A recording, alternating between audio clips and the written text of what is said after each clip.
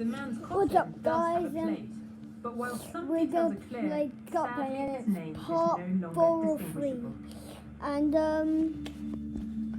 sorry this if is you where the can't see, burial and like records can and really help. subscribe and hit that bell and notification. By a process of elimination, we've been able to trace the most likely man, 34-year-old John Perks of Fitzroy Place.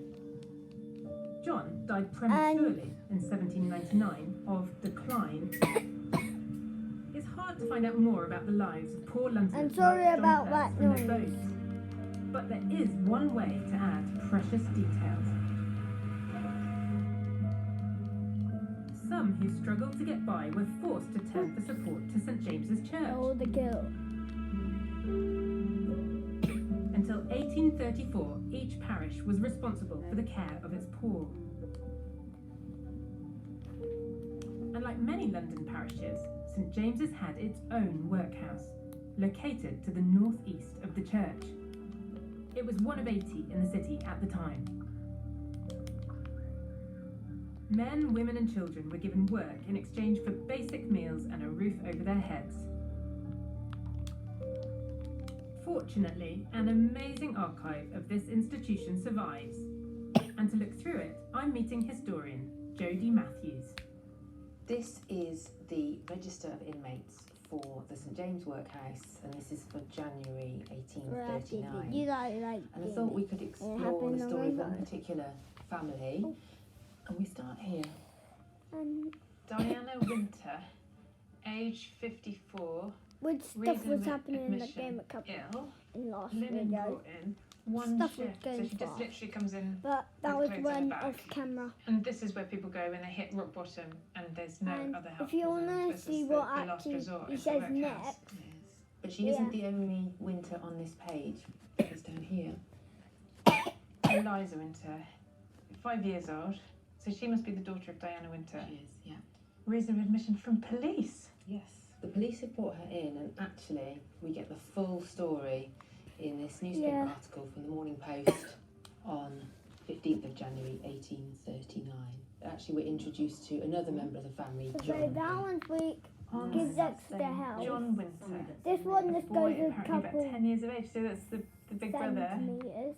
was given into the This- custody it of the police It's for useless. stealing a pair of breeches. And this one's my The favourite. boy was taken to the station with the house in root Vine pack. Street, and he And there that's the told the first inspector that level. he had taken the Oh, trousers and I'm given not them sure to his big really sister why to they pawn named it that. in order to raise But I a figured trifle out in the to last buy video food for his this little one's sister, better. who was starving at his Yeah, miserable I get home. I mean, it's amazing because we can And hear now his I voice get from full this money article, and here he is again. giving his testimony and actually crying. Boy, crying. My little sister hadn't got This anything to time eat. it's I a couldn't one bear to player. see her cry because she From was the hungry, last so I took the one, trousers. there were, My mother is ill in St James's Workhouse and has been there for a week. So they've been left really sort of fending for themselves. They are, yeah. He's going to Sorry try and for the pawn cough, those it's to just get like a cough small a amount lot. of money to buy some food for his starving sister. That's just heart-wrenching, isn't it? It is, has been driven to desperate measures. This is my cheek. Can you follow them further? Do you know what happens And next? We can see in this Figure article out a what couple actually of channels, happens but I'm not to sure what they John. are. He has a bit of good luck. The only bit of luck this family gets is that the master decides not to press charges. If he'd been If I unlucky, die, I'm he could gonna have been transported to Australia, he could have been imprisoned. This kind I'm of gonna show theft you is next taken day first very one. seriously. He disappears I'm from gonna show the the record death. after this point, but we do get to see what Because- happens to Eliza a little bit later. That was So an there's Eliza accident. again. Orphan. Oh no. And Johnny So mother, and Diana, because I has can't died actually of talk fever. for it, So this poor little girl, she's completely alone in And the yeah, you workhouse can as an do orphan that. of 5. We can see That's the kind of that death. conditions there. Things were obviously difficult I'll while show the the family next were alive, but then when she's orphaned, she's sent to an institution in Brentford. And we can see just how the workhouses and these kinds of institutions were as much like prisons as possible. It was about discipline, it was about control, it was about order. And we've actually got the control of their diet detailed here and what was on the menu. Menu's rather a glorified term for what we get here. But this is what Eliza could have expected to have eaten. Perhaps you have a look at Wednesday. Wednesday, 8 ounces of suet pudding, half an ounce of butter, a pint of milk gruel, 10 ounces of bread. And that's it for the whole day, nothing else. So this I is just really did the root pack, and I'm This in pizza real mode, so what is that? I've done real It mode is. before. A Dickensian lot of picture time. of the workhouse looks to me completely And I've accurate done here this when in you see- off camera, But this was Oh, the what a reality day. for girls like Eliza. and yeah. Exploring this the is workhouse this records stuff. makes it easy to see how the poor, like the Winters and John Perks, She led noticed, such guys. harsh lives. Yeah. And again, I'm sorry for the background.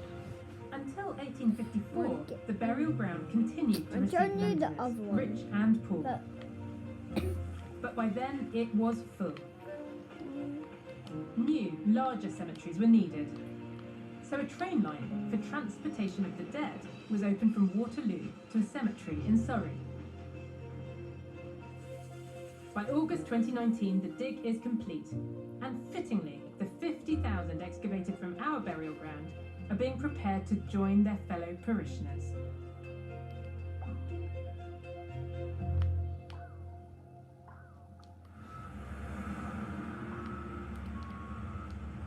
It's a bit different now. Completely transformed. It's absolutely extraordinary to see the difference, isn't it? As the engineers move in, we open the next chapter in our archaeological story. Digs have already started along the route of HS2. Surveys indicate that an important this site is awaits this to be stuff, unearthed but on average every not mile showing- on the 150-mile route. And I say what? But we're heading to the other end of this first stage of the line, to another mammoth excavation in the heart of Birmingham. And off camera, I almost deleted this. The summer of 2018. Next to the city's famous bullring, the Fox and Grapes pub, once part of a vibrant working class community, is being demolished after it's been surveyed by archaeologists.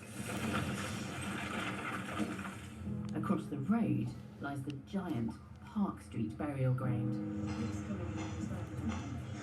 where archaeologists face another huge task: to Yeah. excavate and respectfully reinter I tried to do this thousands more before. burials. Male, a male skull.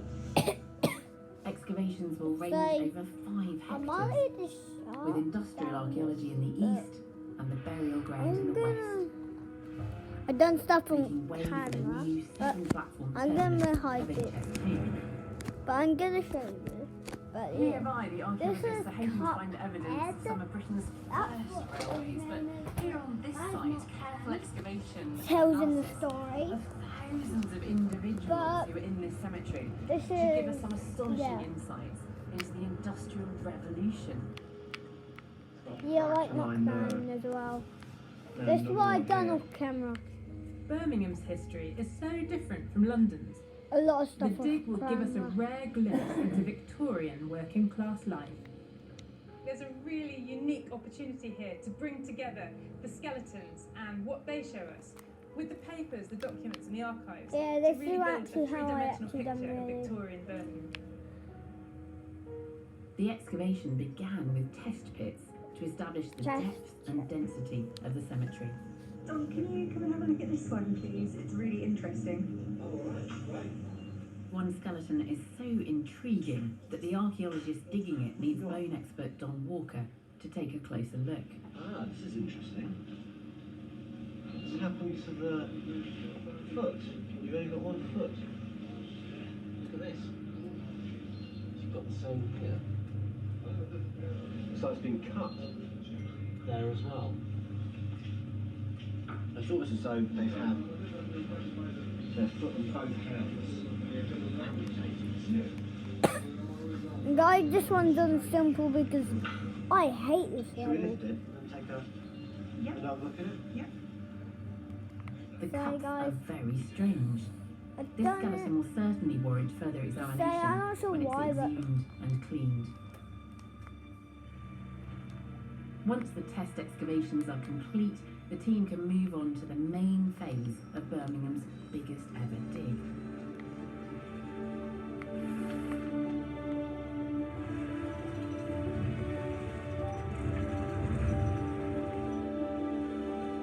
Every single one of those is a grave. In London, numerous grave markers help to tell individual stories, but in Birmingham, there are just a handful. Got John. I can't work out the surname actually. I think it begins with a C. 98% of the skeletons being uncovered in Park Street are effectively nameless. We're meeting senior archaeologist Claire Koger to discuss the challenges of this dig. We had one gravestone on the north actually of Mr. and Mrs. Faultless, but apart from that, it's very difficult to tie named individuals into one another. But even if we haven't got that biographical detail, we have the bones. I mean, we're right in the middle of Birmingham, This in is this this. thriving industrial centre in the 19th century. What was happening all around us in the streets, the kinds of jobs that people were Guys, doing, the way that they were living. do you want what me we know to from show other one kinds more? of I'm historical going to take that sources, yes, matching because that with the we evidence can't that really you find talk. would be great. This is an adult female. Oh, but I A do. different position Thank to what you. we often see. We think this may be due to the body being wrapped, maybe in some sort of linen material or shroud. What really interests me is the sort of migration of rural populations into the big cities for the industry. People suddenly sort of come into these big industrial centres and their life is completely different, and there were obviously lots of accidents and young children working as well, and to see if we can determine I'm going to show sorts of another industrial death. accidents from the time would be really interesting. Imagine. How many burials do you And expect showing to find in all of total? them. Thousands. But there's The Park Street There's burial one ground owes its existence to the really population hard. explosion that came with the Industrial Revolution. not At really the this start hard. of the 18th one century, is. Birmingham was a market town And of I just just got the hiccups, 15,000 guys. people. But close to plentiful coal and iron supplies, the city sucked in labourers for the new metalworking industries Oh yeah, that in this forged account, industrial I have metropolis. Burrings died. They were tempted by the promise of opportunity and higher wages. And as the town boomed, the burial ground of its parish church, St Martin's in the Bullring, reached full capacity. So in 1810, orchards to the east of Park Street were turned into an overflow cemetery to cope with this fast expanding population. That was just two. By the end of the 19th Guys, century, when the cannot cemeteries lie. finally closed, booming Birmingham had grown to 700,000 people. And many of them ended up here. The bones themselves will provide the majority of clues to the lives and death of the people here. But when rare finds do turn up, they're invaluable. Claire is taking me to explore the latest. So, this burial, as you can see, has a plate. This is really unusual. So grave goods. This was placed in the coffin of this individual. Yes, it's very unusual. It is very strange in a Christian burial of this age to find an object, a grave good placed in the grave. Yeah, Yeah. keep on. I want to know what part crockery could possibly have played in a Victorian funeral ritual, where grave goods are such a rarity. Could a dinner plate tell us something more about the lives of these 19th century working class Brummies? Back at the archaeologist's HQ, Don Walker is showing me what he's discovered about the buried dinner plate. And remarkably, Guys, it it's has the not the only ultimate. one. Here we I'm have hiding that, but something from the an next adult stage is female easy. burial I watched on on YouTube. her stomach. And this is what it's basically on though. So how This is unusual what is that? Have you seen that No, what? before? It's We're very gonna unusual. react. You do find it very, very Maybe one occasionally day. in 17th, 18th, 19th century burials. But it's very, very rare. It seems a bit pagan. It does a bit, doesn't it? Yeah. We also have a second plate we found here. I think think I saw this one. It's just a typical willow pattern, really, the same as we see today. This is 19th century. Stone joiner. W&B, is that? W&B, that's a Wood and Brownfield, who were from Cobridge, near Stoke, and they were only producing these plates between 1841 and 1850. Oh, right. So yeah. this is very much a modern plate at the time. It wasn't some old relic. It was in use and probably well used. That's amazing. And again, you know, the Guys, weirdness of being able to use pottery to date guys, burial, you gonna know, something you'd associate do this a lot on more with, purpose I don't know, now. perhaps the Roman Yeah. period or earlier prehistory. So what is going on then? When I first saw these, I thought, oh, they must be the plate Yeah, from the this mantelpiece. is Your the favourite devil, plate the gets first one. donated. It's like a keepsake. But The it seems that there's next something one, far more significant after going on this here. stage, We do suspect and after that that stage, it after was that, coloured in really salt. They used to put salt on plates and then place the plate on the body of the deceased in the open coffin as part of the ritual. We know that salt has a connection with evil spirits and actually specifically with the devil. If you spill salt, you throw it over your left shoulder, and that's because the devil always attacks from the back and from the left-hand side. So the salt wards off the devil. But there's also other beliefs. For example, in Wales, there's an example of something called sin eating, where they used to put the plate onto the body in the coffin with some salt on and with a piece of bread on top. Right. And they'd pay someone to come in who was the sin eater, and they would eat the bread because the bread had soaked up all the sins of the dead person. What an extraordinary ritual. I mean, again, you know, something which is on the surface a bit tied up with Christianity, but it seems to there's something It's all strange. magical beliefs, isn't it, almost? Was you making that video? I'm These still mystical making it. rituals may be linked Oh, to the good boy, origin good boy. of some of the people in the cemetery. And guys, So there seems to be something that perhaps was a remnant of an old magical belief that perhaps existed in areas away from the centre of habitation in the 19th centenary. So I That's wonder really if odd. perhaps we're starting to see this in cities And because Cuphead we've got is a rural lot of populations money, pouring guys. into the city at this time. Certainly a possibility. my dad yes. just got It's it really and it was astonishing, isn't it? lost and hard at the same time. Some migrants That were means it was attracted by just higher wages, all my but evidence stupid is art. emerging that their new surroundings made life just as hard as the rural poverty they left behind. And it appears the youngest were amongst the most vulnerable. I'm Oh gonna my react goodness, I soon have as just well. noticed that this individual After is also buried this video. with a tiny baby. You can see these tiny little arm bones here, and you can see the minute little ribs and just a few fragments of skull just here.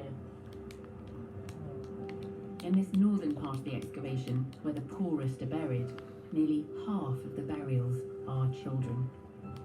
What's that? Well, this is Yeah! special. This is actually a soapbox that the Guys. baby was buried in. Yeah, you can see the hard. letters SOP. So the soapbox is being used as a tiny coffin. Yeah. Potentially because they didn't have enough money for a coffin, but I think it's likely it's probably a death in childbirth or shortly thereafter, and that the baby's just been put in the soapbox. Yeah, and buried with her. Yeah. Do you think that little soapbox coffin would have been put on top of the mother's coffin or within it? I think within, but we'll excavate what we think is potentially the mother below. It's very sad. The huge Park Street excavations are a self-contained archaeological unit. On the east side of the site, there's a temporary village for processing and preparing all the bones before they're reburied. It's where osteologist Don is beginning the careful study of how the conditions in this industrial city left their mark on children's skeletons. Well, here I've got a very young individual to show you. And this one has signs of rickets. Can you see that? This femur? So that's a child's femur.